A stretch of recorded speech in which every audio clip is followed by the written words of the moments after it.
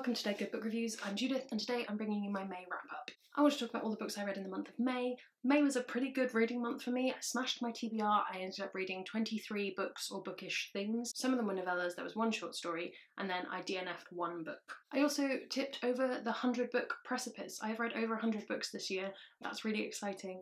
I'm halfway to meeting my reading challenge goal for this year, whether you check that on Goodreads or wherever. I'm feeling good. Disclaimers, some of these books were sent to me for free, for review, by publishers, by authors. I'm incredibly grateful for that. It's wonderful to get to read things a bit early, to tell you about them a bit early. I'm not being paid to talk about books. I wish I was. Is that the only disclaimer we need? I'm going to try and keep things spoiler free. As far as I'm aware, I've not spoiled anything for you.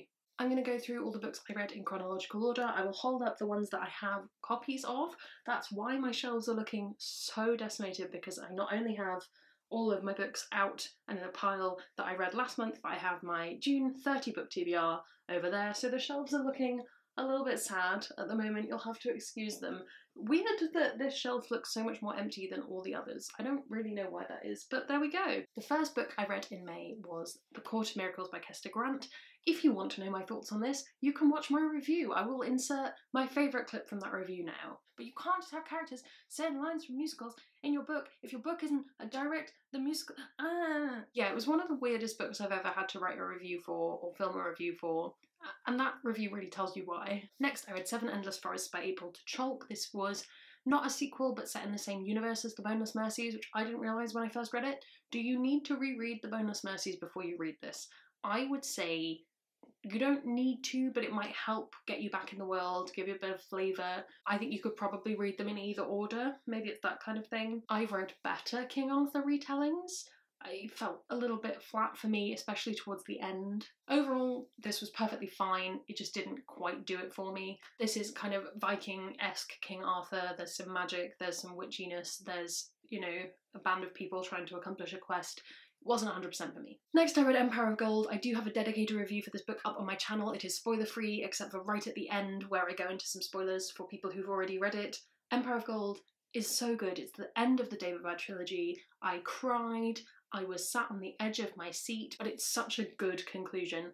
I would recommend going back and rereading City of Brass and Kingdom of Copper if you're going to read this, if you're already invested in that trilogy. The build is beautiful and yeah, just well worth reading. I'm so excited for this to come out and more people to be able to talk about it. Next, I read The Circus Rose by Betsy Cornwell. This book really surprised me. Looking at the cover and reading the description, all I basically knew about this was it was a circus book and it was LGBT+. And I assumed it would be, oh, I have feelings for a woman, and then the rest of the book would be kind of circusy blah. But actually this was really enjoyable. I really liked it. It made me cry at least once, if not more. And I would buy it for a friend. I would read it again, which I wasn't expecting when I first started reading it. It has a non-binary character. It has the Fae, but it didn't annoy me. Sort of. The thing that annoyed me was that it took until I was fairly far through the book, like within the first 10%, but closer to the end of that, for it to go, the Fae exist and they are here and that is a thing that is known. Which bothers me because I like to know that from the off. I like to know what kind of a world I'm in. And this didn't give me that. That was my one qualm, but it got better from there. After that, I picked up The Order of the Pure Moon Reflected in Water by Zen Cho. This is a novella. I didn't really like this. Partly, I think, because I wanted to love it so much, and then when I didn't, it was that compounding disappointment. I felt like I never quite had a handle on what the overarching world was, and how what was happening in the book was having an impact on that, what it was doing. I had a similar feeling about her first book, or the first book of hers that I read, Sorcerer to the Crown, whereas I really loved the second book in that series, The True Queen. So I think maybe Zen Cho is just one of those authors for me where some of their stuff I love and some of their stuff I'm less sold on. But if you're into novellas, it might be a good one to try. I know Justine loved this one, so it's possible it's just me. Next, I picked up The Seafarers Kiss by Julia Ember. This is a little short novelette, and again, never know what the difference is. It's a Little Mermaid retelling. It's bisexual mermaids, it's body positive mermaids, and it's just really lovely. I really enjoyed this. There is a weird moment where they hit each other, and it's never really addressed, and it's not great. And it feels really jarring compared to the rest of the book, which is quite a nice depiction. So I wonder if there could have been more about that, but then the book would have been longer. I don't know. But overall, I really enjoyed reading this again. I have read the sequel, which is a Peter Pan-esque thing. I didn't enjoy that at all. So if you're wanting to pick this up, I'd just say pick this up, don't bother with the sequel. I'm going to start putting things back on the shelf so everything feels more normal again. Next, I finished Aurora Burning, which is of course the sequel to Aurora Rising. This has been everywhere the day it came out. There were about 5 billion special editions, all very exciting. I went in expecting to really dislike this, so it's possible it was that expectation management kind of thing going on again, but actually I thought this was pretty good. Don't read this if you can't deal with mentions of cleavage or dimples, because if you did a drinking game for every time these characters mention their boobs or their dimples or a different aspect of their anatomy, you would get alcohol poisoning so fast, and it gets old quite quickly. But I think that the overall plot is solid and it's much better than the first book. As I said in my vlog, I really need like a note that's like, J. Kristoff did not write these sections where it's just talking about boobs. I need that reassurance, and I don't have that, and that makes me a teensy bit uncomfortable.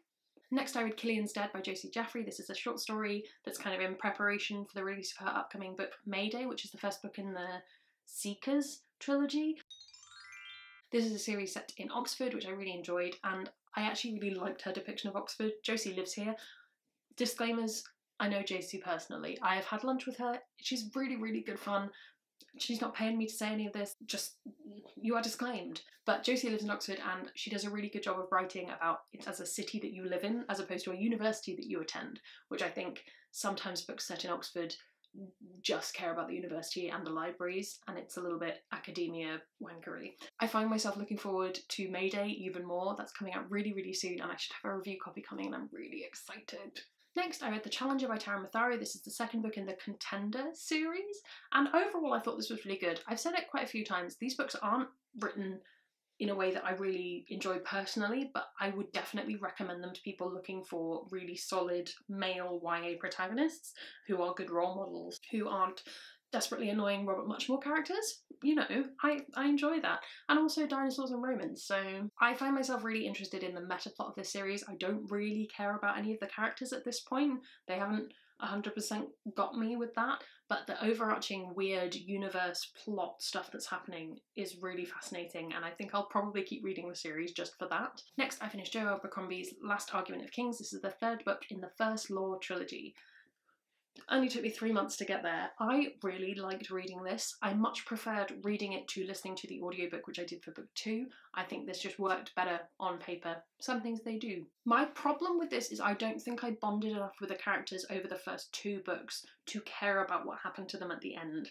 And this kind of epic fantasy conclusion, as we saw with Empire of Gold, you really have to care about the characters and be really invested in their ending, and I was kind of like, I don't care about you. Which is maybe callous and bad, but I think if you love the characters in book 1 and 2, you'll have a much better time with this third one than I did. After that, I picked up Kushin Takami's Battle Royale. This is an interesting book. It pushed me out of my comfort zone, and it's not that I haven't read YA or violent YA or Hunger Games, Lord of the Flies-esque books. This just isn't something I would pick up for myself. It was gifted to me by my brother, thank you Arthur. I thought it was an interesting take on the kind of teens gone wild killing each other trope, with the kind of dystopian government. I think personally I would need a reread to get the most out of this because there's quite a lot of characters. You know, we start off with 30 kids, I think, might even be more than that. 42, yeah, we start off with 42 characters and it gradually gets whittled down as the book goes on. I loved the ending and I quite enjoyed the start. The middle drags a little bit. I think I will reread this at some point and probably get more out of it because I find keeping track of multiple characters quite difficult, and that's a personal thing. But yeah, I'd say read this. It's interesting and nice to read translated fiction, which I don't do as often as I should. After that, I finished my audiobook of Ship of Magic by Robin Hobb. This is my old edition that I picked up in a charity shop, and actually I really love the cover. I think it's really fun, even though her boobs are just fully out. I feel like I've talked about this before. I love the world building in these books, and I love the characters to pieces, but I find the journey they go on so emotionally draining. It's really odd. I don't get it with any other books but Robin Hobb's, and I think it's because it's that clash of, oh gosh, I so want to enter this world, but nothing good happens to anyone, and I find that weirdly difficult. I have started The Mad Ship, the second book, on audiobook. I'm about an hour into that, I think. This is the kind of series where you want to have the second one on deck, ready to start, because it does end quite abruptly. Overall, enjoyed the experience of reading this book. It wasn't a fun time, it was an emotional time, but I think that's probably good for me, as most of what I read is fairly happy, cheery stuff. After that, I started to whittle on my Kindle TBR, which I have since started to build back up again. I picked up The Privilege of the Sword by Ellen Kushner. This was a Galaxfest buy on a whim, and actually I really enjoyed it. I was kind of expecting that it would drag a bit and be a bit boring, but I describe this book as kind of for anyone who wants to read a whole book that's basically a training montage. I kind of enjoyed it. It's bisexuals with swords. I mean, what's more to like? I have absolutely no idea where this series goes from here on out, how many books there are. I've not looked into it because I'm terrible. But I think I will probably check it out at some point. I'm going to see if the library has them when we're allowed to go to the library again. After that, I picked up The Alloy of Law by Brandon Sanderson. I thoroughly enjoyed this. I thought it was going to be kind of but actually I think it helped that I'm currently playing Assassin's Creed Syndicate, which, if you don't know, is a video game set in kind of Victorian England, and I think it helped because you're zipping around like a Victorian-esque kind of city, and I was zipping around Victorian London, and things just met up. It was a meeting of different things I was doing. I'd love to read other fantasy world futures, as it were. I'm sure people have plans to do them, but I thought this was really good.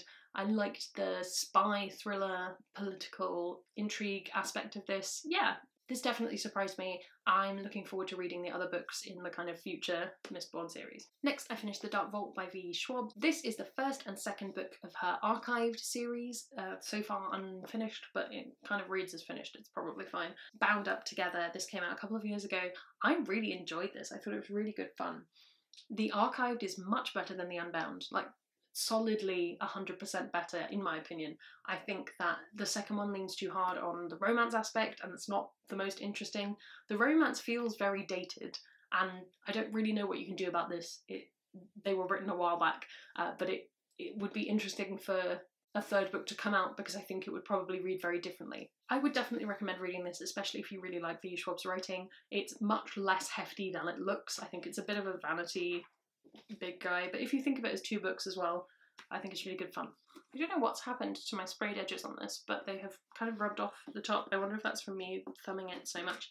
Anyway, then I finished This Cruel Design. This is the second book in the This Mortal Coil series. The first book is called This Mortal Coil. I continue to read books about viruses during the pandemic.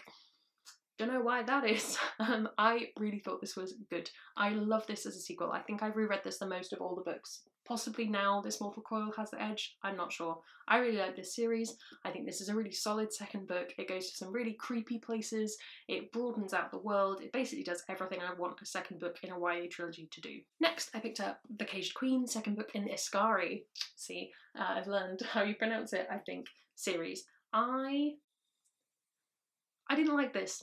I really didn't. It's interesting. The second and third book in the series are just not worth picking up. It's so weird.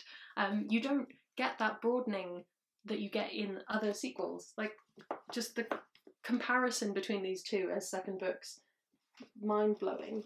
It's a why on earth don't you talk to each other romance, which I hate.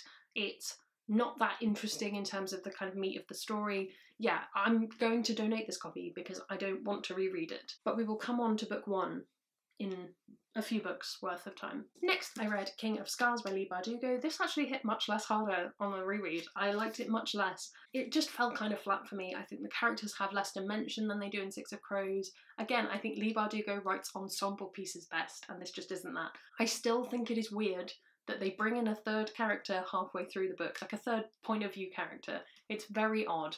I think if you're a die-hard Grisha person, you probably love this. If you are I liked Six of Crows and Crooked Kingdom, but I did not like the Grisha trilogy, maybe don't bother with this. It doesn't give you anything new. At this point in time, I'd finished my TBR. It was very exciting. It was time to mood read. The first thing I picked up was This Is How You Lose the Time War. This is a lovely little novella featuring time travel and conflict and love, and it's just so good. The first 100 pages dragged a little bit for me, I think because my expectations were way off the charts for this book, so when it wasn't immediately amazing, I was like, this is disappointing, how can I read this?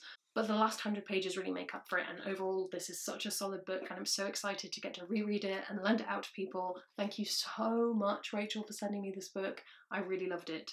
Yes. Then I said we would come to it. Then I picked up The Last Namsara, largely because I wanted to check if I was just remembering it wrong, and if actually the whole trilogy wasn't very good, and maybe I was just naive when I read the first one, or I wasn't remembering it properly. No, this is a really solid book. It's really good. Where does all of this world building go in books 2 and 3? Where there's dragons and politics and intrigue and plot twists, and the romance is like solid YA romance. It's not annoying YA romance. And I really enjoyed reading this, and I'm going to hang on to this copy, and I'm going to read it again. After that, I picked up Hold Back the Tide by Melinda Salisbury. Nikki, thank you very much for sending me this. This is like spooky Scottish, lock, historical, YA, horror, folklore kind of vibes. I liked this a lot. I wasn't 100% sold on some elements. It did the thing of, I know the proper historic term for this thing, so I'm going to throw it in at random every time I can, which does the opposite of immersing me. It completely breaks it for me, because then you're like, oh, I must go and Google what that is, and I don't want to. It breaks up my enjoyment of the book. That might just have been me completely. I might just be that I don't read enough historical stuff, so I don't know these things, but it just felt odd. I enjoyed the plot, but I'd be interested to see things go a little bit deeper, and I think part of that is the length of the book. You know, this is just shy of 300 pages, and I think even another 50 pages you could have done something more with kind of the small townness of it would have been really interesting. I don't know. Also, every time I talk about that book, I get Hold Back the River stuck in my head, and it will not go away, and it has been a week of this now. Next, I picked up The House of Shattered Wings by Aliette de Bodard because I had the sequel on my June TBR, and an opportunity to read a series in order arose. I really like this. This is Paris after a great magical / heavenly war. It's so good. It's not going to be for everyone, and if you pick this up and you find you're not enjoying it, I suggest DNFing it, because it's a bit marmitey of a book, and I've had times where I've read these and loved them. I've had times where I've been like, what on earth are you talking about? What is this? Why are there also dragons? There's too much happening. But actually, I kind of love the chaos of it now, and I think it does much better on a reread. I hugely enjoyed this. This was a completely random reread to end the month. I picked up Mirage by Samaya Dowd. This is like quintessential what I love in YA. It's a fun little romance, it's a weird plot. This is actually a blend of sci-fi and fantasy. It leans more into fantasy than I remembered it doing, but I think the sequel might have more sci-fi elements to it if that's what you're interested in. But it's also a kind of take on colonialism, and it's eye-opening and educating, and if you're 16 or so reading this and you were in the British education system where they don't teach you anything useful, I think it would be a really good starting point for conversations. So yeah, I hugely enjoyed rereading this, and I'm going to be looking out for the sequel, which I discovered is meant to come out this year. I'm expecting things to get pushed back around a bit, so we'll see. I also read half of Eldest and half of A Conjuring of Light, but I will talk about them in my June wrap-up because that's when I'm going to finish them. And then my DNF, I DNF'd The Devil's Blade by Mark Adler, I can't remember his name, and I don't care, because it was weird, uncomfortable. They kept mentioning how much sex she was having. I am always a bit squick about men writing women, especially queer women. It got uncomfortable quite quickly, and I just thought, why am I wasting my time on this when I could read a really good queer book like This Is How You Lose the Time War? There you go, those are my 23 books that I read in May. Let me know what you read, if you read any of these, in the comments below. Let me know your thoughts. I love hearing what you guys think about books. You can also subscribe, it makes me feel loved and appreciated, and I will see you in the next one. Next, I picked up the Seafarers. That must be you. At this point in time, I'd finished my TBR. I was very excited. It was time to